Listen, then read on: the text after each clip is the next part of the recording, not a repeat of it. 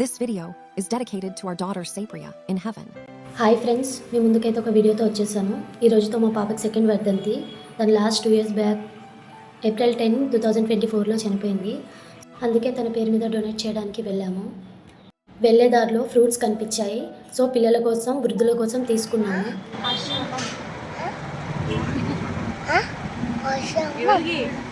So మా వాడి గురించి తెలిసిందే కదా, ఎక్కడికి వెళ్తున్నాం మమ్మీ అని అడిగితే ఆశ్రమానికి వెళ్తున్నామని చెప్పాను. అంతలోనే ఆశ్రమం కూడా వచ్చేసింది. దిగే హడావిడి ఎలా చేస్తున్నాను.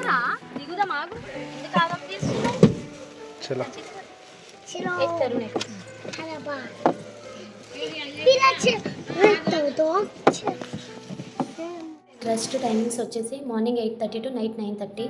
ఆశ్రమం నేమ్ వచ్చేసి మహిమా మినిస్ట్రీస్ స్కిల్ డెవలప్మెంట్ సెంటర్. ఈ ట్రస్ట్ వచ్చేసి అమీన్పూర్ సంగారెడ్డి డిస్టిక్. ఇక్కడ ఓల్డేజ్ హోమ్తో పాటు అనాథ పిల్లలకు స్కూల్ కూడా ఉంది.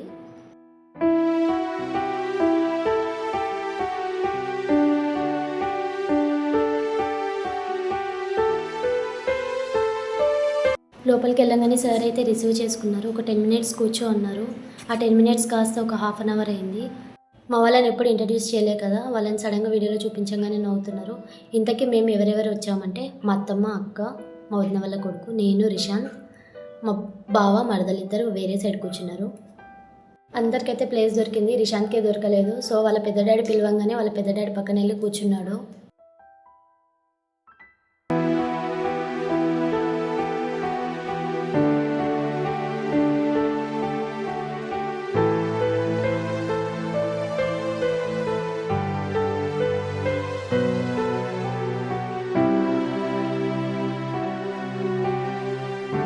సో ఇక్కడ నేను బోర్డు మీద అయితే ఒక కొటేషన్ చూశాను. దాని మీనింగ్ వచ్చేసి వితంతులకు, అనాథ పిల్లలకు వారి కష్టకాలంలో తోడుగా ఉండటం అని అర్థం.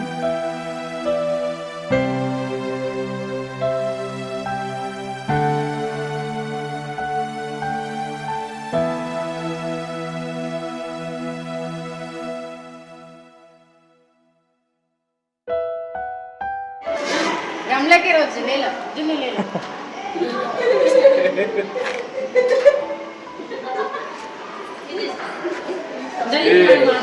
రెడ్డి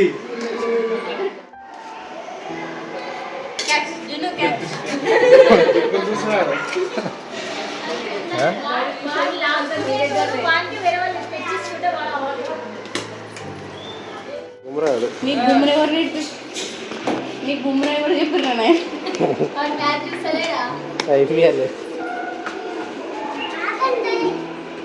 నీకు నుంచి లెక్కిన చేస్తాను ఆయన క్యాచ్.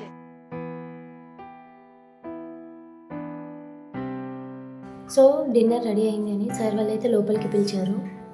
లోపలికి అయితే వెళ్తున్నాము. లోపలికి వెళ్ళంగానే బ్లాక్ బోర్డ్ మీద మా పాప నేమ్ చూడంగానే కొంచెం ఎమోషనల్ అయ్యాం. చాలా రోజులైంది కదా తన నేమ్ అలా చూసి. సో ఈరోజు సాయిప్రియ గారు డొనేట్ చేస్తున్నారని బోర్డు మీద అయితే మెన్షన్ చేసి ఉంది.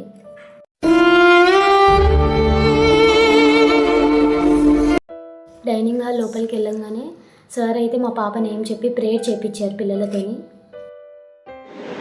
ఈరోజు మరి సాయిప్రియ మెంబర్స్ ప్రేయర్ చేయండి, ఓకేనా?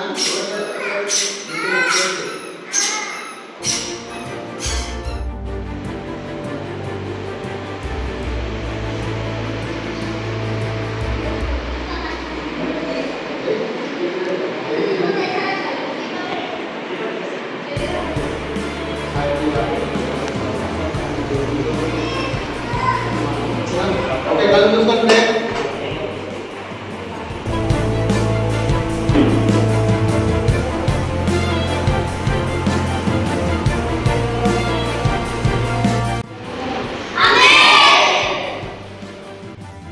ప్రేయర్ అయిపోయిన తర్వాత మేమే దగ్గరుండి మరి పిల్లలు కొట్టించాము.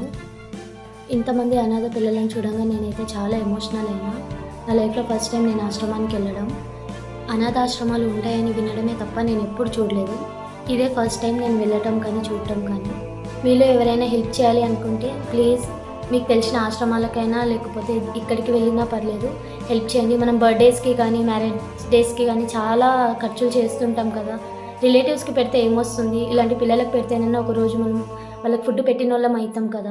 మీలో ఎవరికైనా హెల్ప్ చేయాలి అనిపిస్తే ప్లీజ్ ఖచ్చితంగా చేయండి. ఎంతో కొంత మీకు తోచినంత అయినా సరే కానీ సహాయం చేయండి. వాళ్ళు కొట్టిస్తున్నప్పుడు ప్రతి ఒక్క పిల్లలు కూడా థ్యాంక్ యూ అని చెప్పి చాలా ఎమోషనల్ అయ్యారు.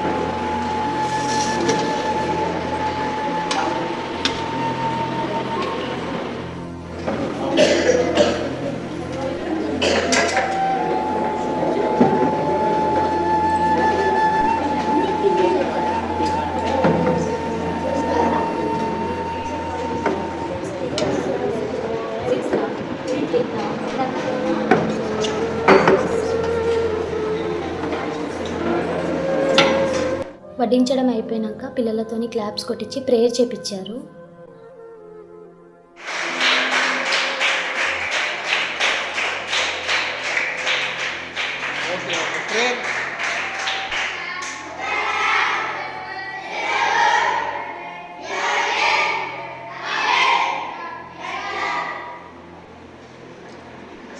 ఓకే తినండి.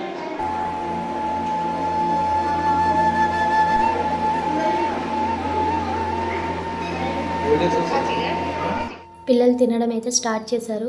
ఇక మేము తీసుకొచ్చిన బనానాస్ అయితే అందరికీ పంచిపెట్టాము.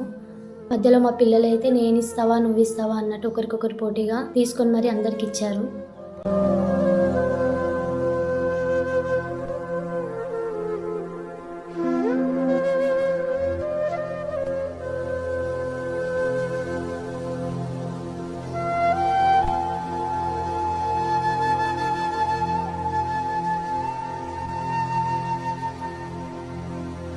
బనానాస్ ఇవ్వడం అయిపోయాక సరే మీరు తినండి, మేము పైకి వెళ్ళేసి వస్తాం ఓల్డేజ్ హోమ్ వాళ్ళ దగ్గరికి అనగానే పిల్లలు కూడా హ్యాపీగా సరే వెళ్ళి రండి అని బాయ్ అని చెప్పారు. అంతేకాకుండా వాళ్ళు వంట చేసే ప్లేస్ని కూడా మనం చూడొచ్చు. ప్రస్తుతం గ్యాస్ దొరకట్లేదన్న విషయం మనకు తెలిసిందే కదా, సో వాళ్ళు కట్టెల పొయ్యి మీదనే చేసుకుంటున్నారంట. ఇక్కడే చేస్తారన్నా. ఇక్కడ మనం వాళ్ళ కిచెన్తో పాటు మెన్యూని కూడా చూడొచ్చు, డైలీ వాళ్ళు ఏమేమి వండుతారో. తర్వాత ఓల్డేజ్ హోమ్ దగ్గరికి అయితే వెళ్ళాము. గ్రౌండ్ ఫ్లోర్లో మెన్స్, ఫస్ట్ ఫ్లోర్లో ఉమెన్స్ ఉన్నారు.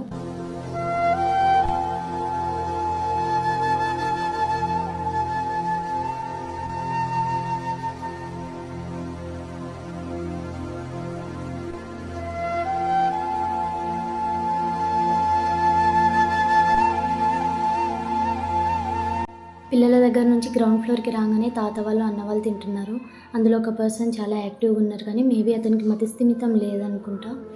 వీళ్ళందరినీ ఇట్లా చూస్తుంటే నాకైతే చాలా బాధ అనిపించింది. ఎందుకు ఇట్లా పేరెంట్స్ని ఆశ్రమాల్లో వదిలేస్తున్నారో అర్థం కాలేదు.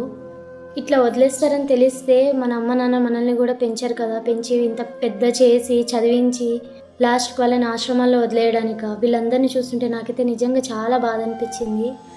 మనకి వేమన్న పద్యం తెలిసిందే కదా, తల్లిదండ్రుల మీద దయలేని పుత్రుడు పుట్టనేమి వాడు గిట్టనేమి. తల్లిదండ్రుల మీద పిల్లలకి దయ ఉండాలి. దయలేని పిల్లలు పుట్టినా పుట్టకపోయినా ఒకటే.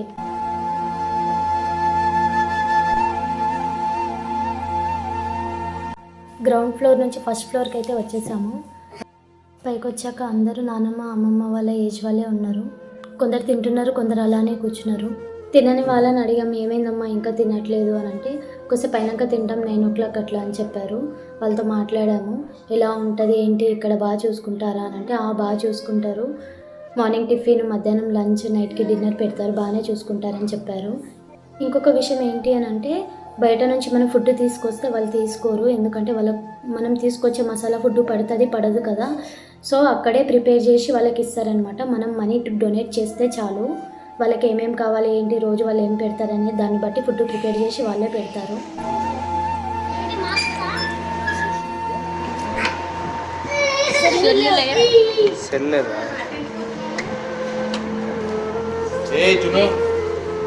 అందరితో మాట్లాడి కిందికైతే వచ్చేసాము. మా వంతు మేము 8500 డొనేట్ అయితే చేసాము.